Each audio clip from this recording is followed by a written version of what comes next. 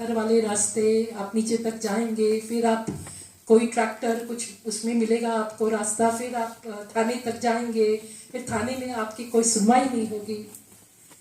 तो मतलब इस तरह की वहां पे स्थिति पूरी तरह से बनी हुई है।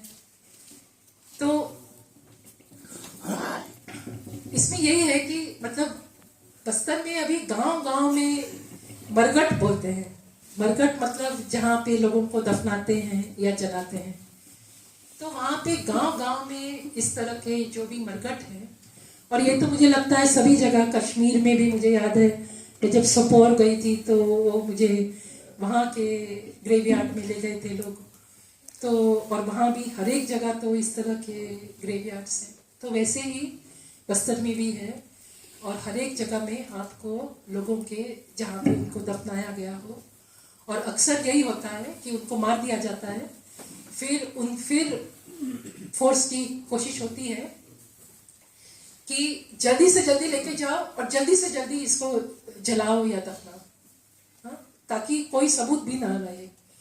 और उस समय भी बॉडी के साथ भी कई बार फोर्स जाती है। मेरे पास में ऐसे कई उदाहरण हैं जहां उस समय भी फोर्स वहां पूरी तरह से मौजूद है और जल्दी से जल्दी उसको जलाया जाए उसकी वो कोशिश है। तो आज जो स्थिति है, और बस्तर में इसके अलावा और भी बहुत कुछ हो रहा है। एक तरफ जैसे मैंने आपको बताया ये माइनिंग वो सब तो चल रहा है, और ये अब मुझे लगता है अभी अगले सालों में बहुत तीव्र होगा वहां पर। और माइनिंग के लिए जो इंफ्रास्ट्रक्चर है, जैसे रोड्स है, तो रोड्स भारी भारी, मतलब छोटी छोटी रोड्स नहीं, ऐसा इलाका जहाँ पे रोड ही नहीं थी, ऐसे इलाकों में अब 4-4 लेन का रोड, मतलब बड़ा बड़ा रोड बन रहा है। जब लोग विरोध करते हैं तो उनको बोलते हैं आप विकास विरोधी हैं, पर लोग बोलते हैं हमको रोड चाहिए, पर हमको इतना बड़ा रोड नहीं चाहिए जिसके लिए आप हमारी जमीन लेते हो, हमें बिना बताए लेते हो। हमने तो आपको परमिशन नहीं दिया ये बड़े रोड बनाने की, मगर उनकी बात कोई सुनता नहीं है। अभी ये जो युवकों की मैंने बात बताई, मूलवासी बचाओ मंच, उनको अर्जी लिखना भी नहीं आता है ना। अभी 11वीं पास ऐसे वो लोग शुरू हो रहे हैं, वो बेचारे लोग कोशिश कर रहे हैं लोकतांत्रिक तरीके से लड़ने की।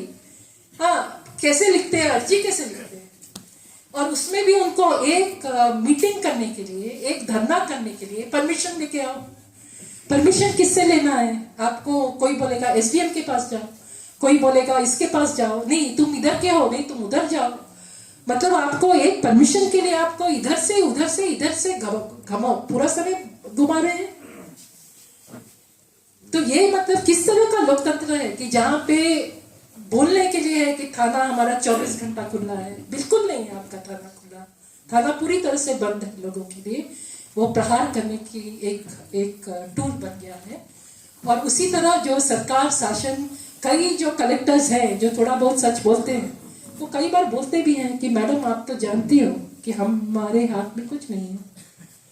तो इसका मतलब क्या है कि आपके हाथ में कुछ नहीं है। अगर आपके जुरिस्डिक्शन के अंदर लोग मारे जा रहे हैं, आप कह रहे हैं आपके हाथ में कुछ नहीं है, तो फिर हम इसको क्या समझें? ये मंगली की जो मैंने आपको उदाहरण दिया, ये मंगली का बहुत बड़ा विरोध हुआ था इसके हत्या के बाद। हजारों की संख्या में लोग आए थे, यहाँ तक कि एक गांव बेलम नेंद्रा से 8 जितने लोग निकले उसी मीटिंग में, धरना रैली में जाने के लिए, और उनको भी सामने से आती फोर्स ने सीधे गोली चलाई और उनको आगे के 3 लोग मारे गए थे, जिसमें एक 40 साल का था, बाकी 2 तो नाबालिग थे। तो इतना बड़ा वहां पे रैली हुआ केवल बीजापुर कलेक्टर के पास जाने के लिए। और मतलब वो आइडिया था कि कलेक्टर तक जाएंगे, हम बीजापुर जाएंगे क्योंकि वही उनका हेडक्वार्टर है, हम अंदर के गांव वाले अंदर में ही रह जाएंगे तो कोई मतलब नहीं है, हमको वहां तक पहुंचना है। पर उनको जाने कौन देगा? पूरा इतनी भारी तादाद में वहां पे फोर्स आ गया और पूरा उन्होंने ब्लॉक कर लिया। तो अगर आप कैसे भी निकलोगे तो फिर वहां वो लोग गोली चलाएंगे या जो भी करेंगे। और ऐसी स्थिति कि कलेक्टर छुट्टी पे जा रहा है, कलेक्टर बोल रहा है आज नहीं कल, और जब वो फाइनली प्रतिनिधि मंडल जाता है उनसे मिलने, तब वो उसी समय की ये बात है जब ये पांडे कलेक्टर उनका नाम था, वो अभी नहीं है बीजापुर में, मगर ये गए साल की बात है, अरविंद पांडे ऐसा कुछ, उन्होंने साफ मुझे बोला ये कि मैडम आप जानते हो हमारे हाथ में कुछ नहीं है। तो इसका मतलब क्या है? इसका मतलब ये है कि पूरे वहां पे जो बागडोर है वो एक मतलब एक तरह का, मतलब हम लोग ये बोलते रहते हैं पुलिस राज पुलिस राज, पुलिस राज का भी मतलब क्या है? पुलिस का किस लेवल के पुलिस के पास पावर है? क्योंकि कभी कभी मुझे लगता है आईजी के पास भी पावर नहीं है ना। पूरे प्रदेश का सबसे बड़ा है इंस्पेक्टर जनरल ऑफ पुलिस, मगर वो भी एक तरह का, मुझे तो ऐसा ही दिखता है, कई बार मैंने उनसे कई बार डीलिंग किया है, मुझे कई बार लगता है वो भी बस ऑर्डर फॉलो कर रहे हैं। तो ये पूरी बात कि ये कहां से आ रहे हैं, ये ऑर्डर किसका ऑर्डर ये लोग फॉलो कर रहे हैं? तो ये इसका तो कहीं से तो कुछ तो समझ हम लोग को लेनी पड़ेगी। और क्योंकि नहीं तो फिर हम ये मतलब लोकतांत्रिक तरीका से, मतलब हम चाहेंगे कि लोकतांत्रिक तरीके से आगे बढ़ा जाए, मगर ये स्थिति कि वो बढ़ने ही नहीं दे आपको, पूरी तरह से आपको कैप्चर कर ले, मतलब इतना उनके पास फोर्स है, तो और आप वापस चले जाए, मतलब ये तो स्थिति नहीं हो सकती ना। तो इसका क्या मतलब, इसका क्या ये है? उस समय जबकि मैं बात कर रही थी, उस समय तक मूलवासी बचाओ मंच बैन नहीं हुआ था। तो उस समय मुझे याद है कलकत्ता की में भी एक एपीडीआर के मीटिंग में मुझे बुलाया गया था, तो मैंने वहां साफ साफ ये बात कही थी कि दूसरे कई राज्यों में हो सकता है युवा नहीं निकल रहा हो, मगर बस्तर में युवा निकल रहा है, हजारों की संख्या में युवा निकल रहा है। मगर बस्तर की स्थिति ये थी उस समय, अभी तो बैन हो गए हैं, मगर आज भी वो स्थिति है, उस समय भी ये स्थिति थी कि उनको लीड करने वाले लोग नहीं है, लीड करने वाले लोग नहीं। मैच्योर लीडरशिप चाहिए ना आपको आंदोलन चलाना है तो आपको मैच्योर लीडरशिप चाहिए, जो उस आंदोलन के साथ, उस खुली हजारों की संख्या में आए हुए लोगों के साथ खड़ी रहे, मरने को तैयार रहे, उनको गाइड करे, आगे कैसे बढ़े वो निर्णय ले। वो युवा तो नहीं ले पा रहे हैं वो निर्णय, 21 साल का 22 साल का लड़का नहीं ले पा रहा है वो निर्णय। तो आपको मैच्योर लीडरशिप चाहिए ना। मैच्योर लीडरशिप के लिए आपको कुछ तो निर्णय लेना पड़ेगा ना। सब अंडरग्राउंड रहेंगे तो कहां से आपका मैच्योर लीडरशिप आने वाला है? और अंडरग्राउंड आप रहेंगे और जो कुछ भी सरकार को करना है वो कर रही है, कुछ नहीं रुक रहा है, माइनिंग नहीं रुक रहा है, सालों साल माइनिंग नहीं रुक रहा है। वहां तो माओवादी है बहुत सालों से, पर माइनिंग तो चल रहा है, मिलिटराइजेशन हो रहा है, मिलिटराइजेशन उनके नाम पर भी हो, उनके नाम पर ही प्राइमरीली हो रहा है। तो कुछ तो सोचना भी पड़ेगा ना कि आगे का रास्ता अब क्या है हमारा। और ये केवल किसी एक पॉलिटिकल आइडियोलॉजी या किसी एक उसके लिए ही मैं नहीं कह रही हूं। मैं कह रही हूं कि बहुत मुश्किल से अगर ये सो कॉल्ड आजादी मिली है, और आज भगत सिंह जी का आप लोग ने ये दिया, भगत सिंह जी सबको, इन सब की शहादत को याद करते हुए मैं ये कहना चाह रही हूं, और पास जैसे व्यक्ति जिन्होंने कहा उदास मौसम के खिलाफ साथी हम लड़ते रहेंगे, तो हमें सोचना पड़ेगा कि हम कैसे लड़ें और क्या टाइम के मुताबिक हम कुछ बदलें, हम कैसे लड़ें, ये तो सोचना पड़ेगा ना। क्योंकि मुझे लगता है कि लड़ाकू लोगों की कमी नहीं है। जो लोग आज मर रहे हैं, सामने से गोलियां चल रही है, वो सालों साल मर रहे हैं, और केवल वो यूनिफॉर्म वाले मर नहीं रहे, दूसरे भी मर रहे हैं, फिर भी वो लोग हैं वहां टिके हुए हैं। घरों से लोग जेल में बंद हैं, फिर भी वहां लोग तो टिके हुए हैं ना। अभी भी वो आंदोलन के साथ आंदोलित है, ये सब लोग आंदोलित हैं, मगर कहीं ना कहीं तो कुछ तो एक रास्ता, एक कुछ तो नई जो भी चीजें हो रही हैं उसके मुताबिक कुछ तो सोचना भी पड़ेगा कि क्या रास्ते हमारे होने चाहिए। सरकार के पास में और हमारे सामने इजराइल, गाजा, जेनोसाइड, आज मतलब हमारे देखते देखते जेनोसाइड की परिभाषा हमने तो केवल किताब में पढ़ते थे, मगर अब हमको समझ में आ गया जेनोसाइड क्या होता है।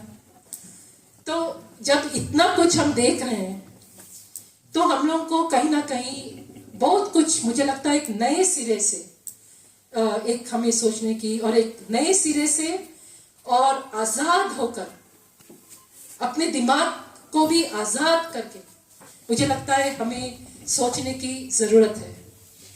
और इस पूरी जिम्मेदारी के साथ कि हमारी जिम्मेदारी किसके प्रति है, तो लोगों के प्रति है, उस जनता के प्रति है जो हमारे पर विश्वास किए हुए हैं और हमारे साथ है। तो उस पूरी जिम्मेदारी के साथ हमको मतलब हम में से जो बोला जाता है बुद्धिजीवी हैं, मुझे वो शब्द बहुत पसंद नहीं है क्योंकि मुझे लगता है हर एक मनुष्य बुद्धिजीवी होता है, मगर खैर जो भी लोग ज्यादा सोचने की ताकत रखते हैं, ज्यादा तुलना करने की ताकत रखते हैं, जो भी है, मगर मुझे लगता है बस्तर में भी और पूरे भारत देश में जो हकीकतें हैं हम सबके सामने हैं, बस्तर उसी हकीकत, उसी जो कुछ भी हो रहा है, एक तरह की, एक नई तरह की जो गुलामी, नया तरह का जो यहाँ पे पूरा वातावरण बन रहा है, परिवेश हो रहा है, एक नई तरह की हुकूमत यहाँ पे आ रही है, और लोकतंत्र केवल उनके लिए एक मतलब क्या बोलेंगे, बोलने के लिए चीज है, वो अंदर से कुछ और कर रहे हैं। मगर अगर हमारे में से जो लोग लोकतंत्र चाहते हैं, हम चाहते हैं कि नहीं लोकतांत्रिक व्यवस्था रहे जिसमें हर एक व्यक्ति की आवाज महत्वपूर्ण हो, एक एक व्यक्ति इम्पोर्टेंट है, तो फिर हमको सोचना पड़ेगा कि फिर वो लोकतंत्र को हम कैसे लाएं, क्योंकि अभी तो जो लोकतंत्र है वो लोकतंत्र है नहीं। तो इस तरह के मतलब बहुत ही गंभीर सवाल हम सबके सामने हैं, और मुझे लगता है मैं बहुत कुछ नहीं भी कह पाई हूँ। तो एक तरफ जैसा मैं बता रही थी, एक आर्थिक इस पे पूंजीपतियों को लाने की बात हो रही है, इसके लिए वो किसी भी हद तक जा सकते हैं, कितने भी लोग उसमें मारे जाएं इसमें किसी को नहीं पड़ी है, कितने भी लोग को वो जेल डाल रहे हैं, जुडिशरी भी एक तरह से उन्हीं के कब्जे में है, तो कहीं से न्याय की कोई उम्मीद नहीं कर सकते। और दूसरी तरफ हिंदुत्व का हमारे बस्तर में ईसाइयों के ऊपर हमला हो रहा है, गांव में हमला हो रहा है, उनको चाहे एक गांव में एक ईसाई हो फिर भी उनके घर से कोई गुजर जाए तो उनको दफनाने के लिए जमीन तक नहीं दी जा रही है, और एफआईआर वो सब लिखा हो तो भी लिखते ही नहीं है, या लिखा हो तो भी कुछ नहीं होता है। तो इस तरह का बहुत ही मतलब भयानक सब कुछ हो रहा है। तो मुझे माफ करिए, मुझे लगता है मैं पूरी बात तो नहीं कह पाई हूँ, मगर सच तो ये है कि मैंने इतने डेड बॉडीज देख लिए अब इतने सालों में कि मेरा दिमाग अब बहुत सुन्न हो गया है। मैं कई बार लिखने बैठती हूँ तो लिख नहीं पाती, इस तरह से स्थिति है। तो जो कुछ भी है हो रहा है बहुत अननेचुरल है, बहुत ही मतलब उसके लिए कोई शब्द नहीं है मेरे पास। उसको कैसे रोकें ये जरूर सवाल है, और मैं पंजाब की भूमि में हूँ, इससे मुझे कुछ आशा मिलती है, क्योंकि पंजाब की भूमि हमेशा एक बुलंद आवाज की भूमि रही है। तो मुझे ये उम्मीद है कि आप सब मिलकर, अलग अलग प्रांतों के लोग मिलकर, जैसे बंगाल में गई थी तो बंगाल के भी लोग, हर एक जगह की भूमि में संघर्ष हुए हैं, संघर्ष लोग किए हैं, कि हम सब मिलके इसका कोई एक रास्ता निकालेंगे और आगे लड़ते रहेंगे। मगर मैं फिर से एक बात कहूंगी और इस बात को दोहराऊंगी कि एक नए सिरे से, खुले दिमाग से, पूरी आजादी के साथ लोगों की तरफ अपनी जिम्मेदारी समझते हुए हमें सोचना है। धन्यवाद।